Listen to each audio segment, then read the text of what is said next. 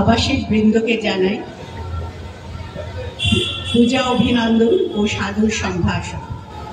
অন্যান্য বছরের মতো আজ মহানবমীর রাত্রে আমাদের 8 PM এর নিবেদন নাটক মন শায়েন ভিলা। শ্রদ্ধেয় শ্রী রাজশেখর বসু রচিত 25 সংসদ গল্পটির নাট্য রূপান্তর ও সংযোজন করেছেন শ্রী কমল চট্টোপাধ্যায়। অংশগ্রহণে সুশীলা নীলা সরকার, পদ্ম মণিকুন্তলা চক্রবর্তী, টুনি দিদি দীপা কোনার, সরোজিনী অপর্ণা শর্মা, ব্রজেন উকিল সঞ্জয় সরকার, নকুর মামা বিমান সেনগুপ্ত, পেলব রায় বেণীমাধব শর্মা, হুতাশ হালদার বিমলেন্দু কোনার, লালিমা পাল পুং সপ্তর্ষি বিশ্বাস, জং বাহাদুর চঞ্চল চক্রবর্তী, কেষ্টর ভূমিকায় এবং নির্দেশনায় শ্রী কমল চট্টোপাধ্যায়।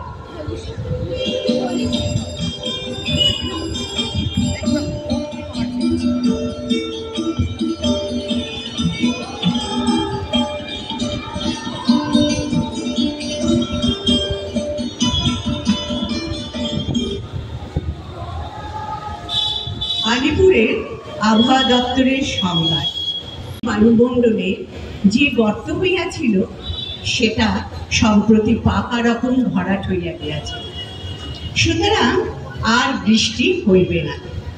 চৌরঙ্গিতে 3টা সবুজ পোকার অগ্রদূত ধরা পড়িয়াছে। ঘোলা আকাশ ছেড়িয়া ক্রমশ নীল রং বাহির হইতেছে। রৌদ্রে কাঁসার রং ধরিয়াছে। গৃহিণী নির্ভয়ে মেঘ কাঁথা শুকাইতেছে। শেষ রাত্রে একটু ঘনীভূত হইয়া শুনতে পারে। পটল চড়িতেছে, আলু নাবিতেছে। নীল আকাশে স্থলে মরুদ্গমে দেহে মনে শরৎ আত্মপ্রকাশ করিতেছে।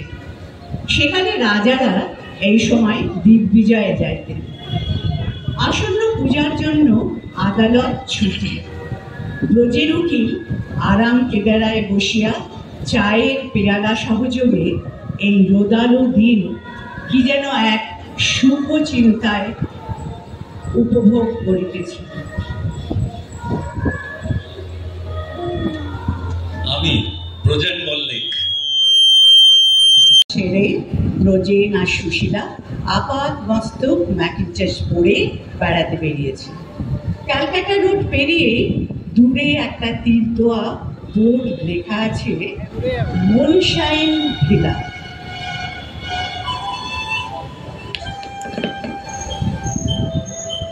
বসে আছে ওদের অতি পরিচিত দুগ্ধমা নিবাসী মুক্তা নকুর মামা।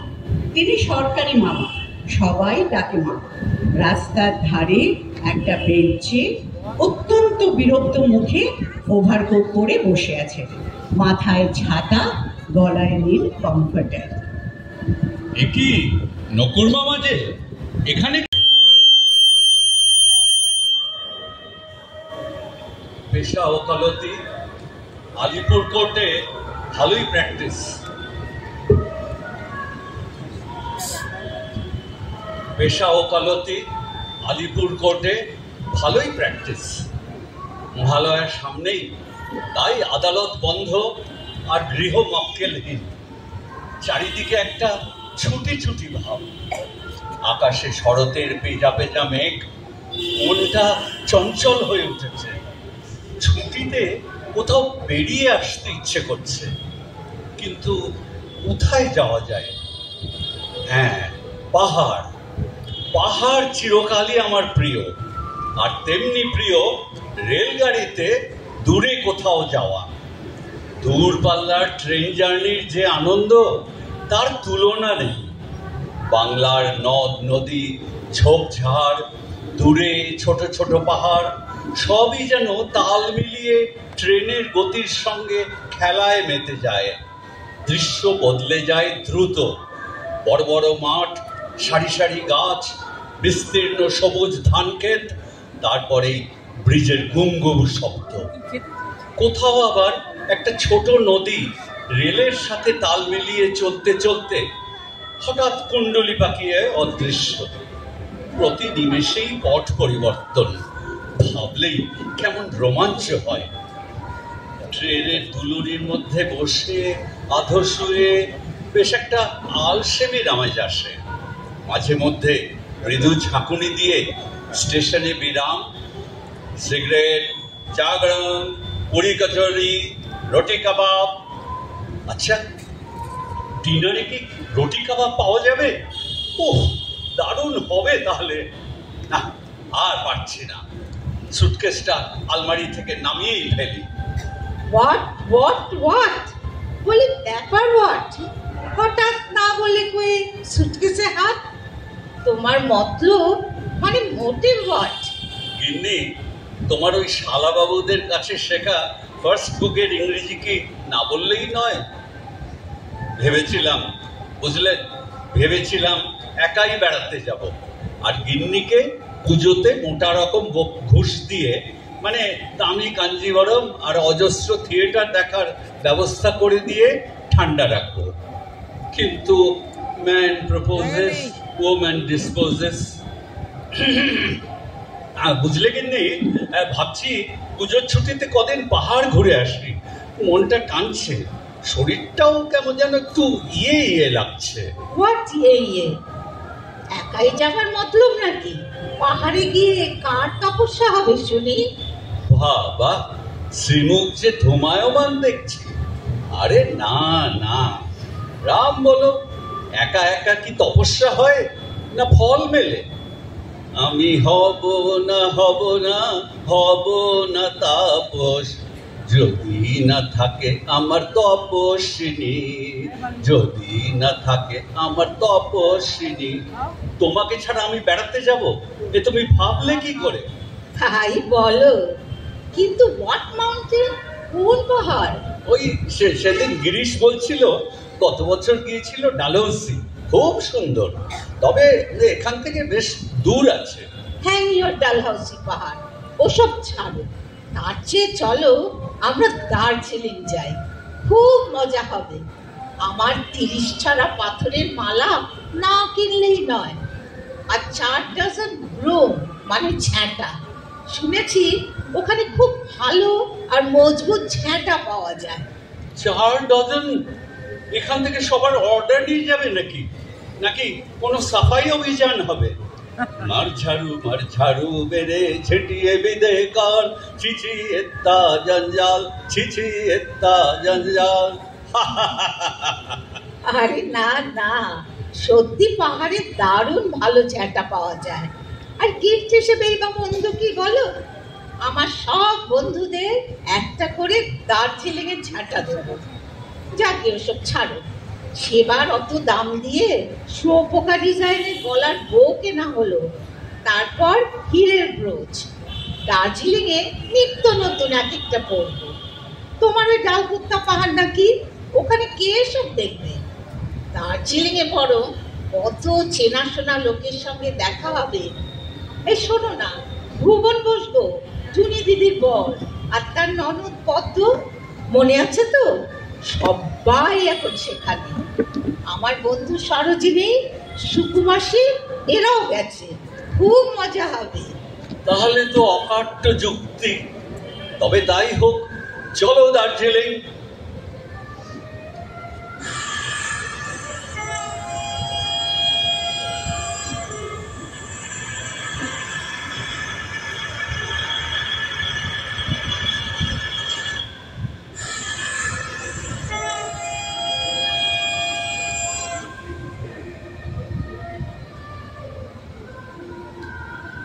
ট্রেন থেকে নেমে দেখা গেল দার্জিলিংয়ে আকাশ মেঘে ঢাকা। তাও ব্রেকফাস্ট সেরে ব্রজেন আর সুশীলা আপাত মস্তক ম্যাকিনটশ পরে বেড়াতে বেরিয়েছে। ক্যালকাটা রোড পেরিয়েই দূরে একটা তীরদোয়া বোর্ড লেখা আছে মুনশাইন ভিলা।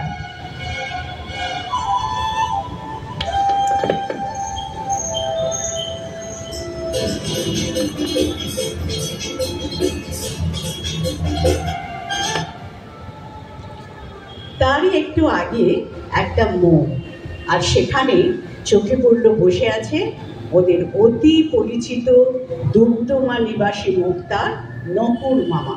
তিনি সরকারি মামা, সবাই ডাকে মামা। রাস্তার ধারে একটা বেঞ্চে অত্যন্ত বিরক্ত মুখে ওভারকোট পরে বসে আছে, মাথায় ছাতা, গলায় নীল কমফর্টার। একই নকুর মামা যে, এখানে কি করছেন? কবে এলেন? বাড়ির সব ভালো তো? আপনার সেই ভাগ্নে কেষ্ট, তার কি খবর? বেনারসেই আছে? বোঝেন না? দেখো বাবু, তুমি কি করতে দার্জিলিং এলে সে প্রশ্ন কি আমি করেছি? শোনো, তুমি তো ওকালতি প্র্যাকটিস করো আমি জানি, তাই বলে যেখানে সেখানে যখন তখন এরকম জেরা করবে না। হ্যাঁ, এই বৃষ্টি, সিঁড়ি ভেঙে এসে এই একটু বসে দম দিচ্ছি, তার উপরে এগোচ্ছে তোমার প্রশ্ন। নমস্কার নকুর মামা, আমি সুশীলা। আচ্ছা তোমরা কথা বলো, ওদিকে কটা ফ্যান্সি দোকান আছে, শুনেছি ভালো মালা পাওয়া যায়, আমি একটু দেখছি। হ্যাঁ হ্যাঁ, এসো এসো। আরে মামা, রাগ করবেন না, বেনারসে আমিও তো গেছি। আপনার ভাগ্নে কেষ্ট তো সেই বিখ্যাত যাদব ডাক্তারের ছেলে। একটু পাগলাটে বলেই জানতাম, তাই জিজ্ঞেস করছি সে কেমন আছে।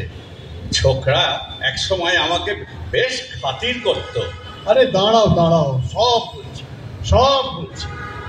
তার আগে একটা কথার জবাব দাও দেখি। বলে এই দার্জিলিং এ লোকে কি করতে আসে? হ্যাঁ, কি করতে? ঠান্ডা চাই, এটা কলকাতায় সস্তায় মন মন বরফ পাওয়া যায় বাবা, তারই টালির ওপরে লম্বা অয়েল ক্লথ পেতে সেটাই তো চোখে যায়। অনেক সস্তায় শিল্প হয়, উঁচুতে উঠতে হবে, তা না হলে ওই শৌখিন বাবুদের বেড়ানো হয়। আরে কেন রে বাবু, ও দুবেলা তাল গাছে চড়লেই তো হয়। যত সব অত ভাবা, তার উপরে বৃষ্টি আর মেঘ, বৃষ্টি আর মেঘ, অতি যখন। কি জানেন মামা, কষ্ট করে কিছু পাবার যে আনন্দ, তাই লোকে আজ পয়সা খরচ করে কেনে। রসরাজ অমৃতলাল লিখেছেন না, ভাগ্যিস নদী আছিল জগৎ সংসারে, তাই লোকে যেতে পারে পয়সা দিয়ে ওপারে। দার্জিলিং আছে, তাই সবার পয়সা খরচ করে পাহাড় ডিঙোবার খেয়াল হয়েছে। তবে আসার কথা, এখানে মাঝে মাঝে কিন্তু ধসও নামে। সে কি? উরে বাবা, সে তো আরো সাংঘাতিক। উচ্ছন্নে যাবে, সব উচ্ছন্নে যাবে। একে ভদ্রলোকের থাকা দেশ। যখন তখন বৃষ্টি, বাসা থেকে বেরোলে তো 10 তলার ধাক্কা, দুপা হাঁটো আর দমনা, হাঁটো আর দমনা, তাও আবার সিঁড়েই নেই সর্বত। হোঁচটটি খেলে হাড়গোড় একেবারে চুরমুর হয়ে যায়। চললে হাঁপানি আর থামলে কাঁপুনি। কেন রে বাবা, তাও আসতে হবে। তবে আপনি এলেন কেন? আরে আর বলো কেন, এসেছি কি সাধে রে ভাই। ওই কেসটার কথা জিজ্ঞেস করছিলে না, তার স্বভাব তো তুমি জানো। বাপ মা দুজনেই নেই, ও তো লেখাপড়া শিখলি, তো এবার বেথা কর। বাবার মস্ত বিষয় সম্পত্তি, সেসব দেখাশোনা কর। নিজেকে তো রোজগার করতে হবে না। সেই সব নয়, খালি মন উড়ু উড়ু উড়ু উড়ু, এখানে সেখানে এখানে সেখানে, বুঝলে? দিন কত ছবি আকাশে, তারপর আবার কাশিতে একটা আমসত্তর কল বানিয়ে কিছু টাকা ওড়ায়। আমসত্তর কল? মানে তাহলে আর বলছে কি? ও তারপরে সেটা ছেড়ে কলকাতায় এসে কিছুদিন আগে কার একটা পাল্লায় পড়ে কতগুলো ছোড়ার সর্দার হয়ে একটা সমিতি করল, নাম নাকি কোচি সংসদ। তারপর হঠাৎ চলে গেল বম্বে। সেখান থেকে আর্জেন্ট টেলিগ্রাম পেল, এক্ষুনি দার্জিলিং যাও, মুনশাইন ভেলায় ওঠো, আমিও যাচ্ছি, বিবাহ করিতে চাও। কি করি বলো, বড়লোক ভাগ্নের আবদার শুনতেই হয়। বাবা, এসে তো দেখি এই মুনশাইন ভেলা একেবারে নরক গুলজার। দেখি সেই সব কচি কচি সদস্যরা বরযাত্রী হয়ে আগে থেকেই হাজির। বরযাত্রী তো আগেই হাজির, হ্যাঁ, পাত্রী ঠিক হয়েছে কি? আরে কোথায় পাচ্ছ, কিছু জানাই। এখানে এসে হয়তো একটা নেপচানি যে একটা ভুটানি বিয়ে করবে। তা কচি সংসদের সদস্যরা তারা কিছু জানে না? কিচ্ছু না, কিচ্ছু না। আর জানলেই বা কি? এই দেখো তাদের কথাবার্তা আমি বাবু মোটেই বুঝতে পারি না। সব যেন কেমন হে আলি। আরে মানে একটু একটা ন্যাকা গোছের হচ্ছে সেক্রেটারি, নাম হচ্ছে পেলব রায়।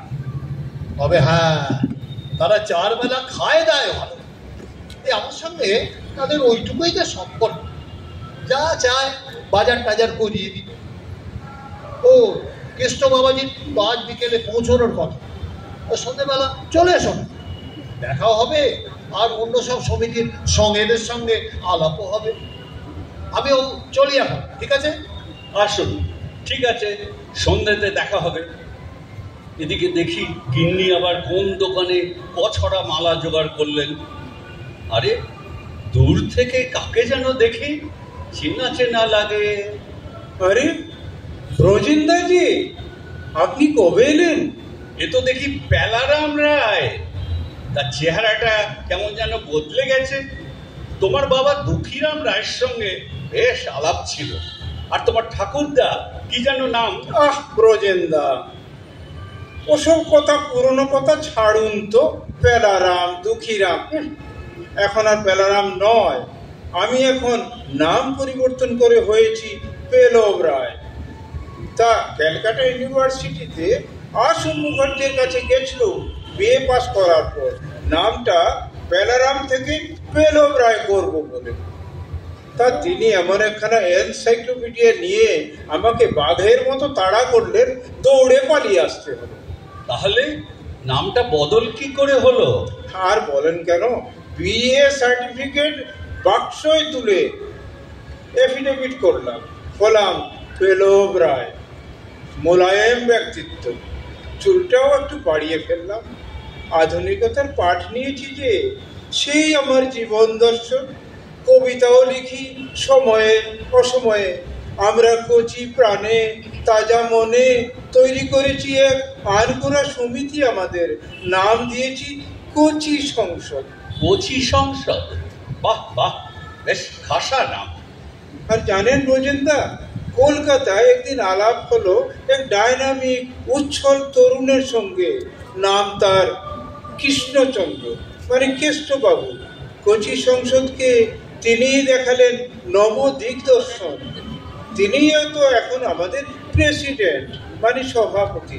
আর আমি হলাম গিয়ে সেক্রেটারি। ওই মুনশাইন ভিলা সবাই আলো করে বসে আছি তারই অপেক্ষায়। আজই তো তিনি আসবেন। ওরে বাস, কেষ্ট তোমাদের প্রেসিডেন্ট? ওকে তো আমি বিলক্ষণ চিনি, সেই বেনারস থেকে।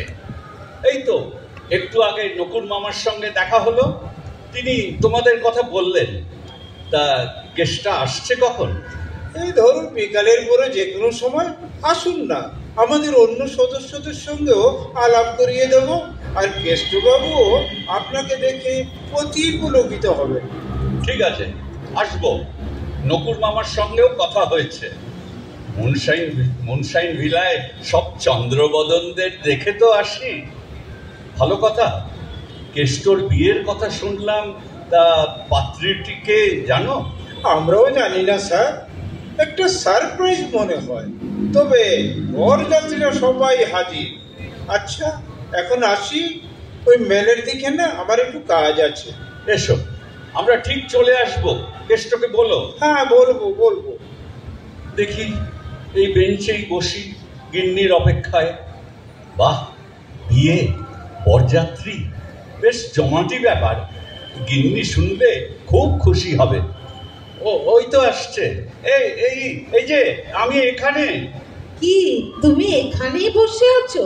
আরে শোনো না, দারুণ খবর। কেষ্টার বিয়ে আজই আসছে।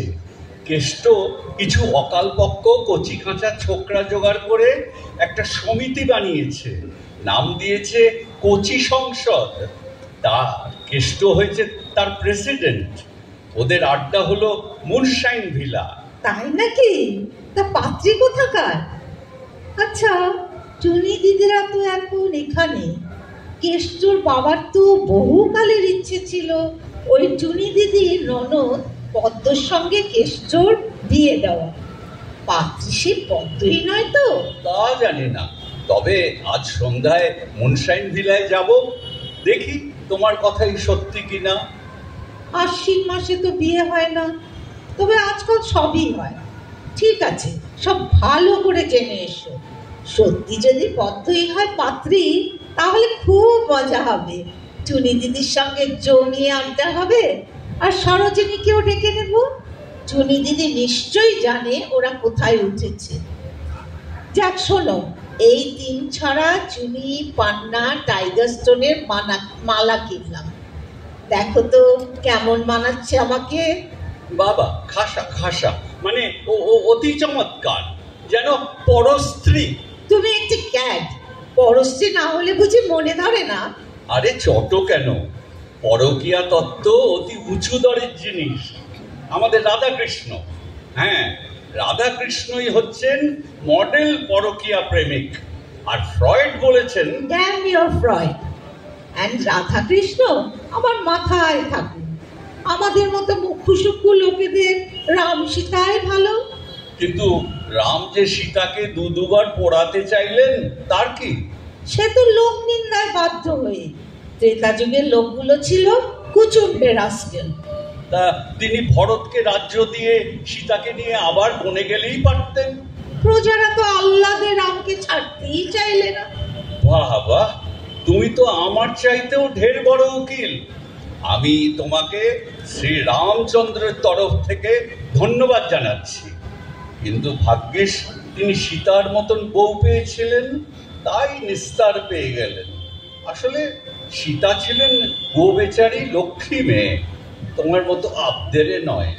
আচ্ছা, গোল্ড ডিয়ার, সোনার হরিণ কে চেয়েছিল মশাই? কত ওজন তার খবর রাখো? যদি ফাঁপাও হয় তবুও 5000, 5000 ভরি। আচ্ছা বাবা, মানছি তোমারই জিত, ব্রজেন উকিলেরই হলো হার। চলো হোটেলে ফিরি, কাল বেশ এক্সাইটিং দিন হবে একটা। চলো চলো।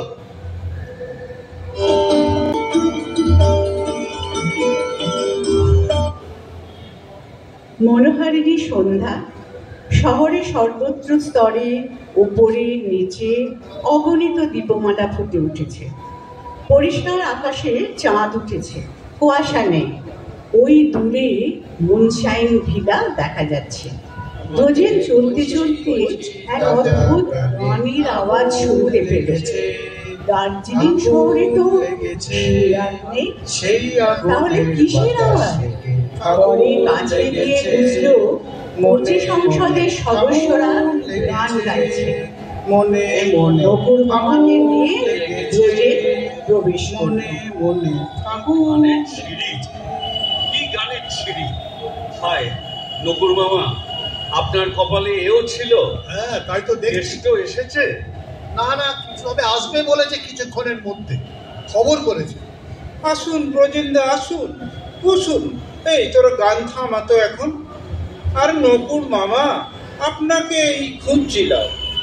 একটা রিকোয়েস্ট, মুরগি খেয়ে কদিন হয়েছে অরুচি। আজ রাতে যদি পাওয়া যায় মাংসের ঝোল, মানে পাঠা কচি। দেখি কি ব্যবস্থা হয়। জং বাহাদুরকে বলে দেখছি। বাবা জং, এই কোচি বাবুদের নিয়ে কোচি মাটন মিলেগা? Thank you. মিলেগা মিলেগা। থ্যাংক ইউ মামা। ব্রজেন্দা, এই হলো আমাদের হুতাশ হালদার, আমাদের সমিতির সহ সম্পাদক। হুতাশ, ইনি আমাদের ব্রজেন্দা। কেষ্টবাবুকে অনেক দিন ধরে চেনেন। নমস্কার ব্রজেন বাবু, কোচি সাংসদের সমাবেশে আপনাকে স্বাগত জানাই। আর আসুন, আমাদের মেম্বারদের সঙ্গে আপনার পরিচয় করিয়ে দিই। ইনি হলেন আমাদের নবাগত সদস্য শ্রী লালিমা পাল পুং। এই নাম শুনে কেউ ভুল না করে তাই নামের শেষে পুং। নমস্কার বোজন বাবু, আমি এই সমিতিতে যোগ দিতে পেরে একইভাবে পুলকিত, অভিভূত ও গৌরবান্বিত।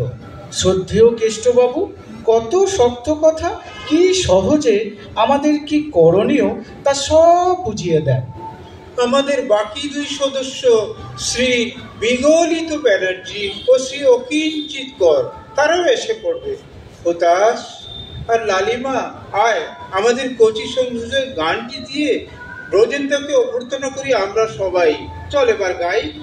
আমাদের কচি কচি তাজা প্রাণে আগুন লেগেছে, আগুন লেগেছে, সেই আগুনের বাতাস লেগে ফাগুন লেগেছে, মনে মনে ফাগুন লেগেছে, মনে মনে ফাগুন লেগেছে।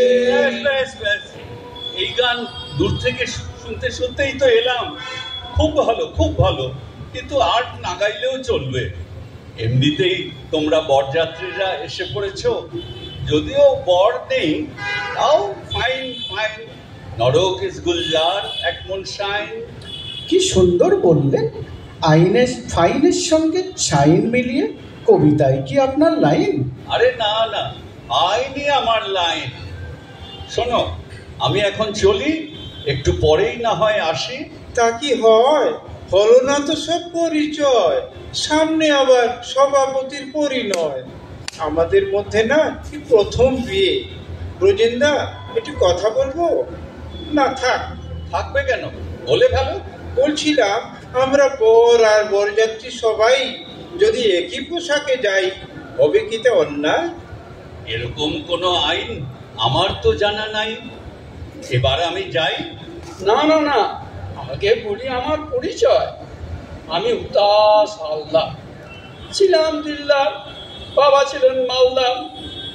একবার এক প্রেমের ঠক্কর খেয়ে হলাম উদাস হালদার। আমাদের সমিতির উদ্দেশ্য ব্রজেন্দাকে অবগত করাও। হুতাশ। হ্যাঁ হ্যাঁ, আমাদের সমিতির উদ্দেশ্য বা লক্ষ্য যাই বলুন না, সেটা হলো বয়স যদি বাড়ে তো বাড়ুক, আরও বাড়ুক, আমরা কিন্তু থাকবো অন্তরেরই অভ্যন্তরে চিরকালের চিরকালের কচি ভাবু। বুঝলাম। তা বাবা লালিমা পাল, জানতে ইচ্ছে করে বাবা, তোমার নাম রহস্যটি কি? সে এক গল্প। ছিলাম লালমোহন পাল। তারপর এই যে দীক্ষা নেবার সময় কেষ্টবাবু বললেন, গোলাপ ভোরের আলো, সিঁদুর তারা নিজে লাল, আর তুমি লজ্জায় লাল, তাই নাম হোক লালিমা পাল। অনুস্বার আমি নিজেই লাগিয়ে নিলাম শেষে, তাই নামের শেষে পুং।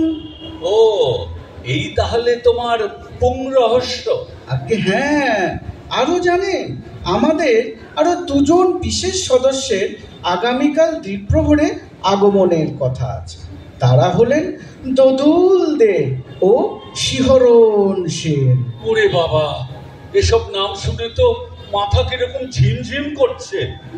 তা বাবা পেলারাম, থুড়ি পেলব, এগুলো কি সব জন্ম সময়ে পিতৃদত্ত নাম নয়?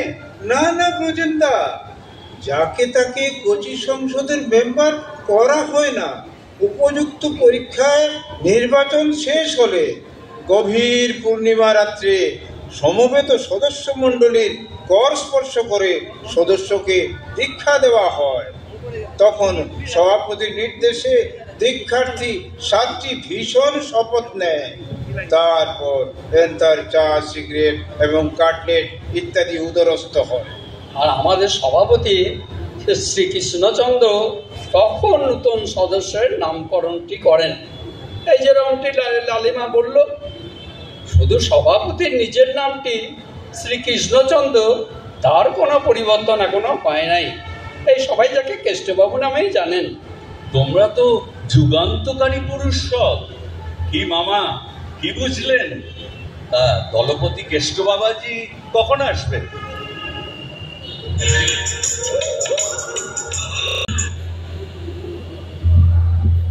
কেষ্টর পরনে হাঁটু পর্যন্ত প্যান্ট, পিঠে স্যাক, নাকের নিচে সরু গোঁফ, মাথায় টুপি, কোমরে বেল্ট, পায়ে মোজা ও বুট ও হাতে লাঠি। নাটকীয় প্রবেশ। কেষ্ট কোথায়? এই যে আমি এখানে। Good evening.